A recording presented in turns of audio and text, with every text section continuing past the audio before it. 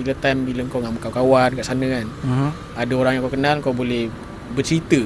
Faham? So rasanya mungkin aku stay situ pun sebab ada orang yang aku boleh bercakap lah. Boleh bercakap. Dia community lah, community. Betul.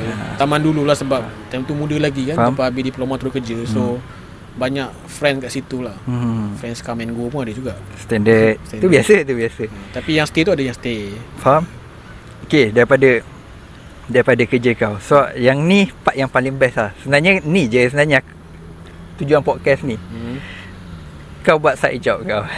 Side job. Side job kau, boleh kau cerita kau buat apa sebenarnya? Side job is actually an old side job lah. Dulu aku buat macam modelling lah. Modelling. Bukan modelling bergaya-gaya. Itu modelling lain.